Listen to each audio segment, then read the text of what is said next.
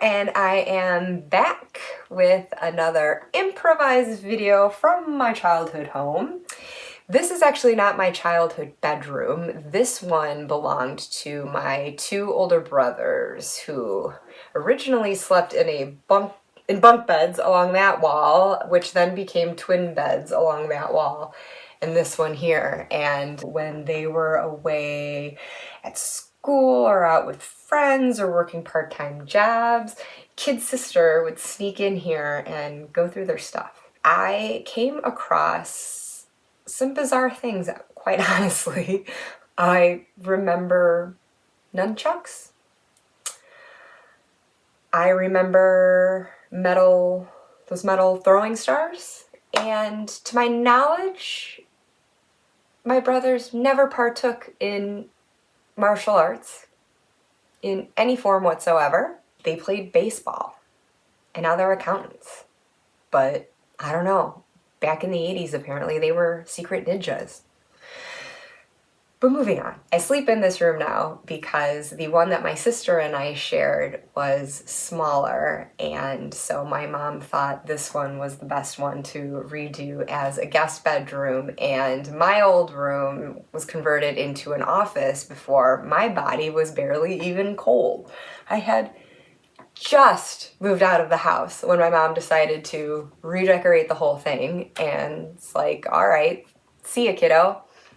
Sure wasn't the sentiment when I relocated to London several years later. She would give anything to have me back under this roof, and well, here I am. And here I've been for a few weeks now. Divine timing brought me here, I think. It is an incredibly important time for me to be back here with my family, and so I'm really grateful for whatever forces were at play that had me schedule a visit at this time, and I'm grateful that I'm able to stay on now for an indefinite amount of time. Whatever it takes. It's just a situation where we're taking things day by day, and I am able to work from anywhere, and I have an awesome husband who's cool with me being gone for long stretches and who is going to be visiting here himself soon. I'm grateful that I can have the flexibility that I do to be here an ocean away from where I live now, but of course this will always be home. And okay, enough of that tangent. I wanted to pop in here really quickly to do a VR mashup because I was supposed to be back in the UK by now and was planning to do all these VRs, and I don't have access to my full tarot collection, all my oracles, decks, and everything. And there should be other things that I can talk about in the meantime, but I do want to talk decks too. So to the extent that I can, I'm going to try this. It's kind of grasping, but I can at least speak to the decks that I do have access to right now. I could do the same VR with what my ultimate choices would be, but I want to be able to actually be here with the deck, able to use it, able to show it. So one VR that's quite easy to accommodate is the 10 decks for Lent. I saw once in 2020 a photo online of a church that had its sign said, "It's a Lenty Lent." That's how I've been feeling this year too. It's a real Lenty Lent, just full of penance. And having to limit how many decks I can use is the least sacrifice that I am making at this time. I'm really not too troubled by it. So this was a quite easy one. In my last video, I shared that, at the start of the season, I was using Yonasa Yaos editions 5 and 6 paired with the Hedwig Botanical Oracle, and then I traveled here with the Gentle Tarot and the Mini Roots and Wings Oracle. So that's 5 decks. Am I keeping within? Oh yes, I am within 10. Okay, so what I'm doing is I'm going to cover the 10 decks for Lent, But layering on that, the 7 heavenly decks. I have a couple of decks, or more than 2 now.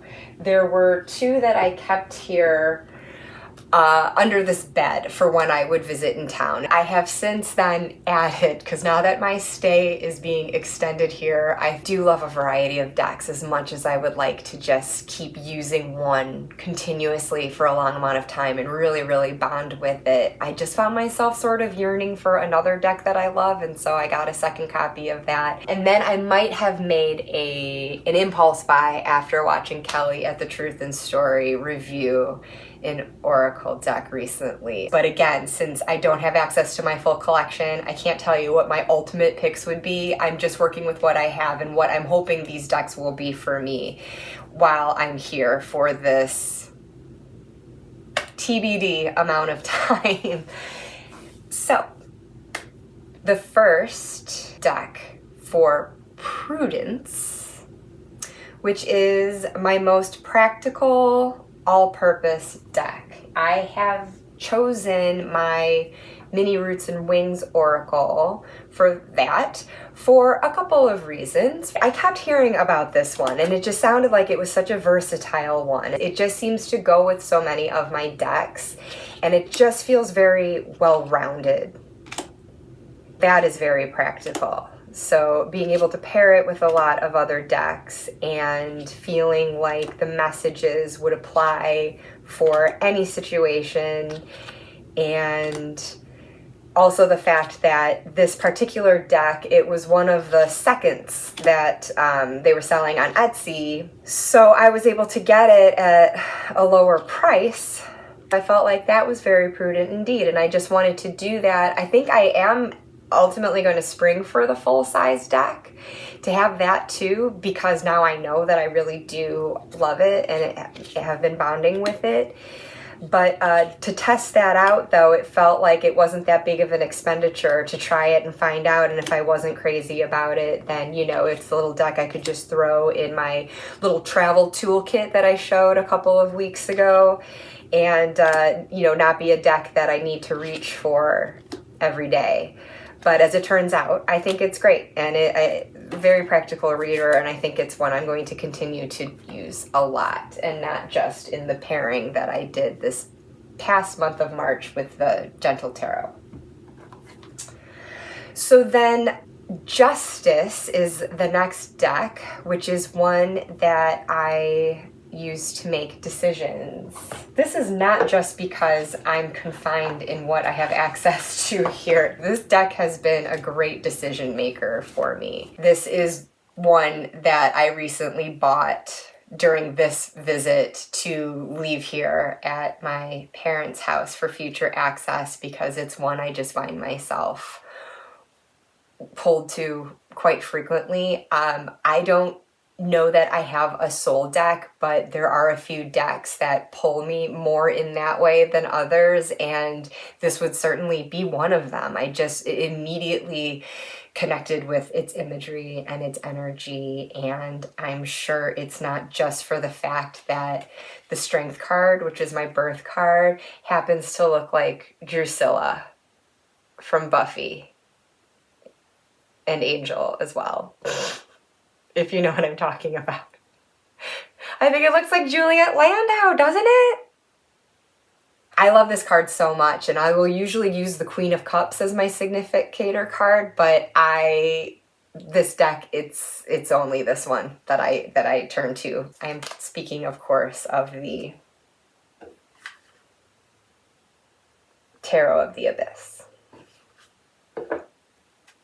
I enjoy a colorful deck, but I don't have problems with monochromatic either. And this is just, it's just so classic looking to me, and I just get swept away in this artwork.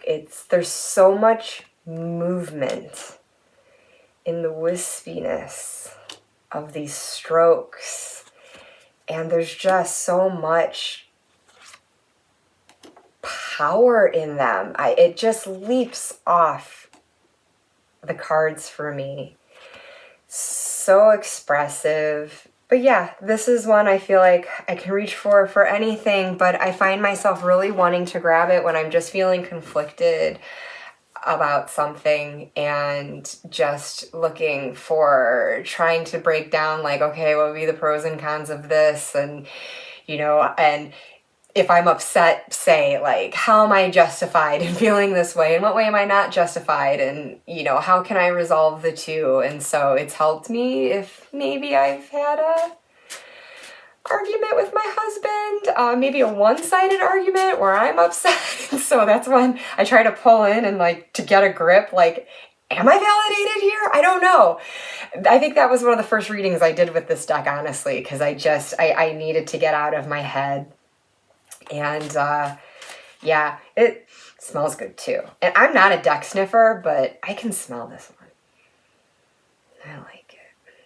Yeah. So in any case, maybe it is because it's black and white that helps with decisiveness. It makes things a bit more black and white for me. I don't know what it is. I can't put my finger on it, but I just love it. And I am so happy to have 2 copies of it straddling the pond. So that was Justice, and so Fortitude is the deck that doesn't pull punches. Now this I am just surmising based on what I've heard others say, and this is the one that Kelly at The Truth in Story was recently reviewing at her channel. I'm so sorry for the glare. The Mystical Healing Reading Cards. So this comes with a nice size book. I believe this is Rockpool Publishing. And then the cards themselves are tucked away in here. Oh gosh, and these are glossy, so there's going to be a shine that I'll try to avoid. But that's the back. Just something very ancient and wise about it. And the artwork looks like the paintings of old, but then there's such a surrealist aspect to them as well. I choose this for Fortitude because, I'm hoping that they'll do what they say on the tin and help with healing. This is the only card, by the way, that is landscape like that. Because it's the only one, it doesn't bother me too much, but if there were a bunch more mixed in like that, I wouldn't love that. But that's it. It seems to take a very actionable approach. Just even the messages. Love your body, experience rebirth, develop stronger concentration. Like, those are action verbs, and the guidebook reinforces that. The description of each card, but then an action to take. Honestly, I have not worked with this yet, and I haven't read through the guidebook yet. This just arrived in the mail the other day, maybe 2 days ago. And, before I actually explored it, I did the most important thing, and I edged it. And I used the same edging that I used for my little pocket-sized Gentle Tarot here. This was the Tombow Yellow Gold, I think, number 026. Because Kelly used that, and it was a perfect match, so why would I mess experimenting with something else? But getting back to what I was saying, if I need guidance, it's not just to sort of sit with something and meditate on it. There are times I want to do the work. And so that's what this deck seems to call one to do. It's not just sitting and drawing a message and feeling better about yourself. It's about being called to step up and do the work if you want to see change and healing. And I love that. I'm all for that. So remains to be seen how it actually goes working with this deck, but I'm really excited about that. And I really hope that it is the deck that will pull no punches. So then moving on to Temperance. Well, I'm actually going to save this one for last because it's going to preview a deck that falls in another category. So if that's all right, if you don't mind. So then I'm going to skip over that to Faith. And that is the deck I use for spiritual guidance. This is another deck that I have not really used yet. I've only used it once and was already blown away just by that first time. Just pulling a single card to go with a Tarot of the Abyss reading that I had done. The White Light Oracle. I'd never heard of this one. I was just looking at Blue Angel decks specifically because I love their newer matte card stock, and I was looking for an Oracle deck to pair with the Tarot of the Abyss while I'm here. This one caught my eye because it also has that creamy background. And just, again, like the wispiness of this artwork is sort of mirrored in the flourish that's found in this as well. I've only read with these decks together the one time, and so I will see how they continue to work together, most importantly in terms of their messages, because that's got to override any aesthetic appeal a deck pairing can have. Do they speak well together? Do they complement each other?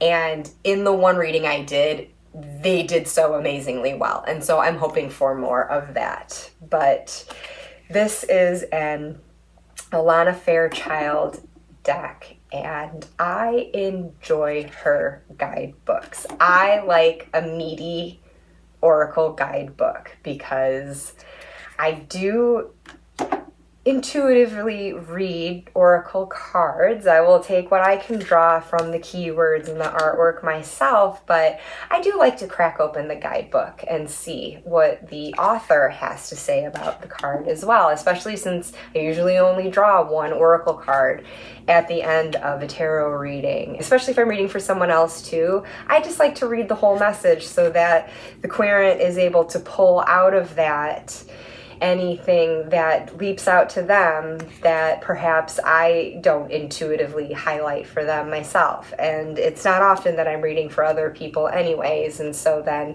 it serves that same purpose for me. Sometimes I'll see a word in the guidebook that really jumps out at me, or just a phrase, or just something that I would have missed if I just purely was intuiting it on my own. With Alana Fairchild, I don't know where I put the guidebook. Where's the guidebook?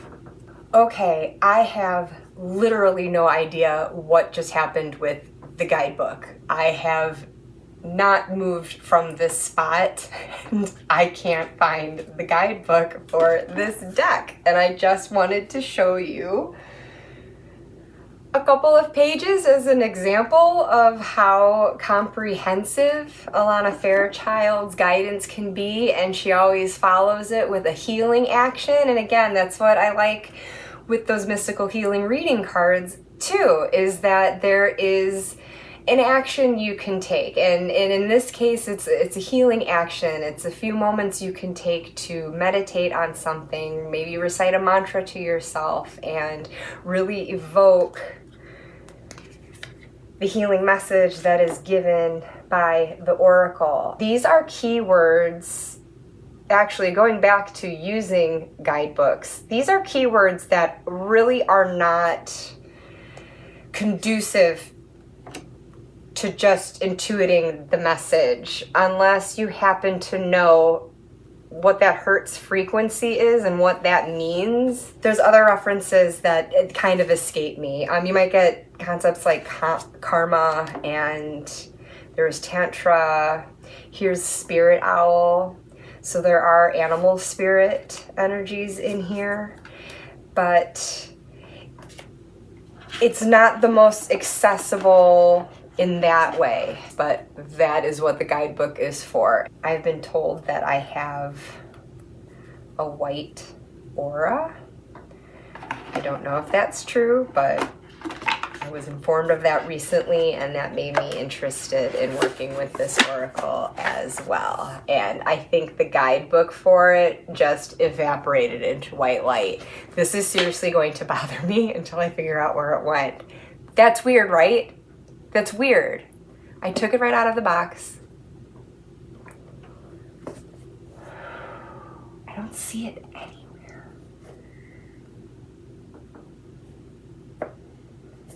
All right, well, I hope it shows up, because if I have to translate those keywords myself, I'm screwed. I'm sure my aura's not so white right now, if it ever was. Okay, Hope is the next deck. This is the deck for dark times, a hug deck. And I've already held this one up, but the Gentle Tarot.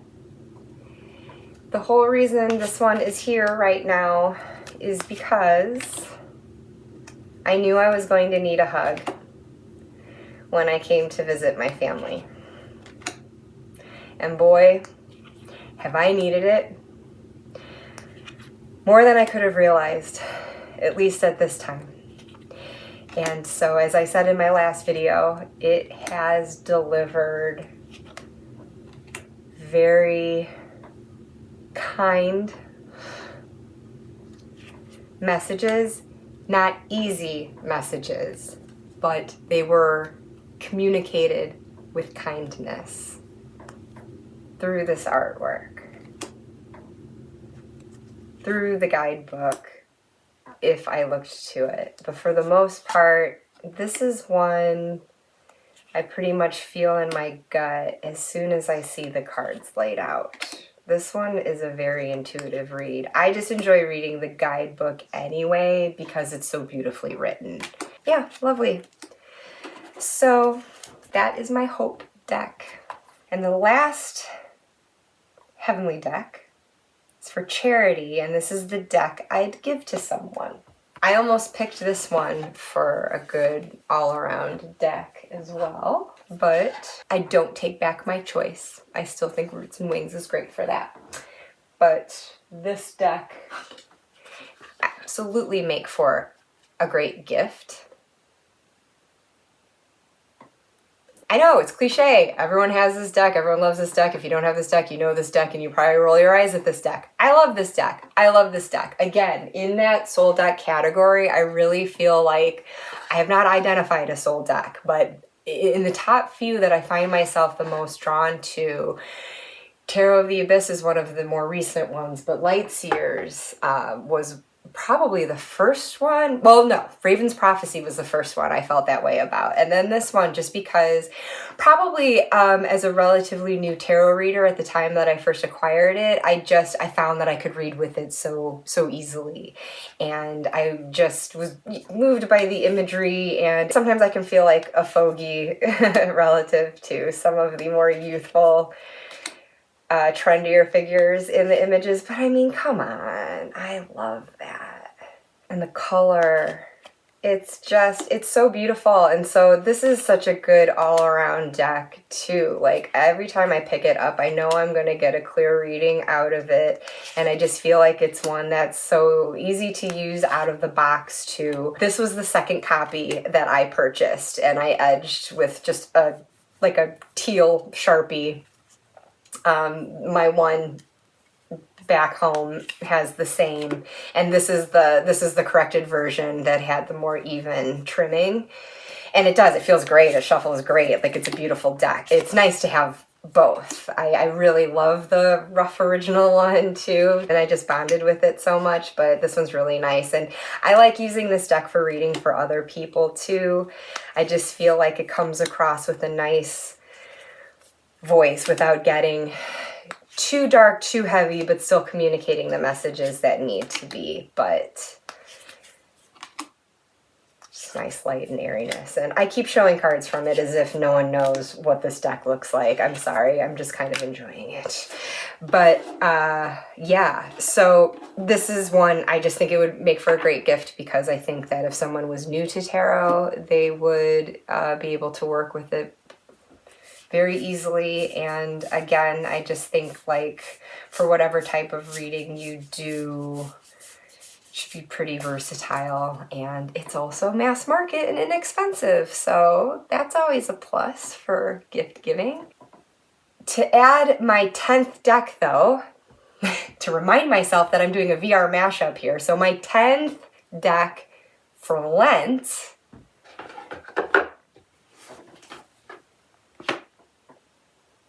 I have the glossy version back home, and I bought this one just to see what it looked like on the newer matte card stock. Oh, these are the backs, by the way. And it is nice without the borders. That was another difference. This one's borderless. I feel like this is a deck that a lot of people in the community are kind of over it. Or maybe never really resonated with it. I get the sense that it's not one that a lot of people are actively working with, but when I bought it, it was one that I was hearing about a lot, and I have to say, I still love it.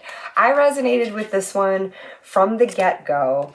I have had wonderful readings. It has complemented the tarot messages that I've received, like, mind-blowingly effectively. Just really, really wowed me. And if I didn't have that kind of connection with it, I mean, I would probably be like, okay, moving on, because I've acquired so many Oracle decks since then. But I just feel like as that final message to punctuate a reading, it never ceases to amaze me how spot on it is. And I would say this is also a gorgeous one to pair with Light Seers.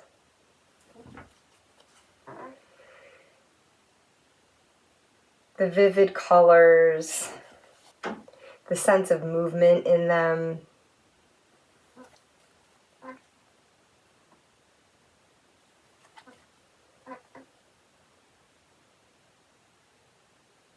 I just feel like they complement each other so well, not just artistically, but with their messaging. For Temperance, that's another pairing that I love as well, in addition to the Tarot of the Abyss and White Light Oracle. And I'm going to throw a third pairing in there, not Tarot Oracle, but Tarot. Light Seers with the Tarot of the Abyss.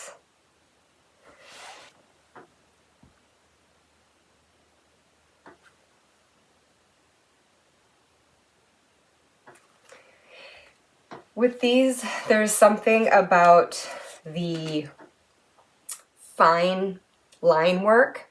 There's a similar wispiness to them, which I think is the technical term in art, I'm pretty sure. Yeah, when it comes to artwork, I don't know what I'm talking about, but wispy is a word that comes to mind when I think about this very fine line work to be found in this. Just the fine black ink here, which conveys that similar sense of movement, even though the art styles are different. I just find that complements really well. And the mix of the colorful with the monochromatic, they're really beautiful together in a spread when they're interspersed, and they can each represent something different. I would generally look to Light Seers to be my more like earthly and grounded, practical, day-to-day sort of messenger.